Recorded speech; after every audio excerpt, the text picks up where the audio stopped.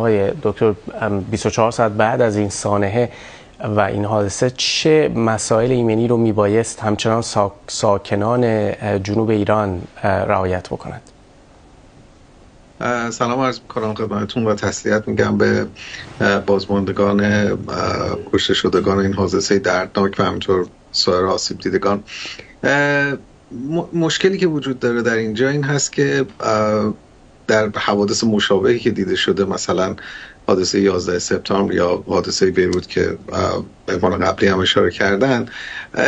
اتفاقی که میفته، ببینید گازهای سمی که پخش میشن خطرناک هستن، عوارض فوری دارن، عوارضی دارن که ممکنه کشنده باشه یا خطرات خیلی شدیدی داشته باشه به جای خود. خطر دیگری که هست پخش مواد آلاینده‌ای هست که واقعا همه چی میتونه در اونها وجود داشته باشه، مواد شیمیایی، ساختمانی، چیزایی که پخش شده از در اون محیط وجود داشته و اینها تبدیل به ذرات معلق بسیار ریز میشن که تا مدت‌ها در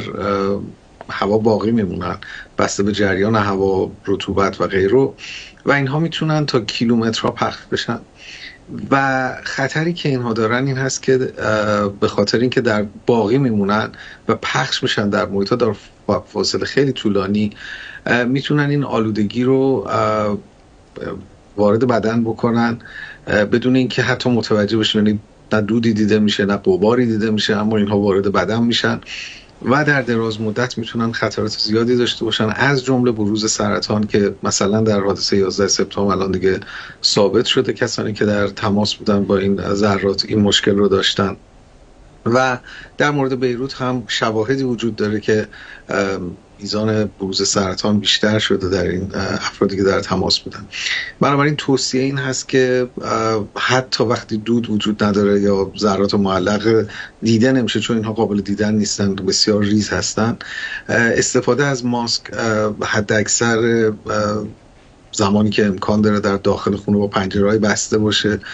محیط رو با استفاده از فیلترهای هوا تمیز نگه دارن، شستشوی مداوم دست، صورت و جاهایی که با محیط خارج در تماس هست، لباس بیرون و داخل خونه متفاوت باشه و وارد خونه نشن با لباس بیرون، و تا اونجایی که امکان داره به هر حال دوری از محیط آلوده هرچه دورتر بهتر. فراتر از ماسک آیا از مسئولان محلی میشه انتظاری داشت یا نه؟ مهمترین مسئله این هست که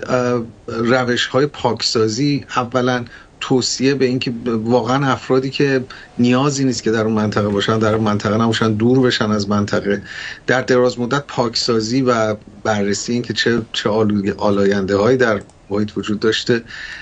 و امکان این که واقعا بچه ها، افراد مسن در حد امکان نباشن تو اون منطقه. غیر از این که خب البته ماسک بسیار مهم هست، امکانات مواد غذایی که در اون ناحیه تهیه نشدن حداقل که میزان آلودگی رو کمتر بکنه.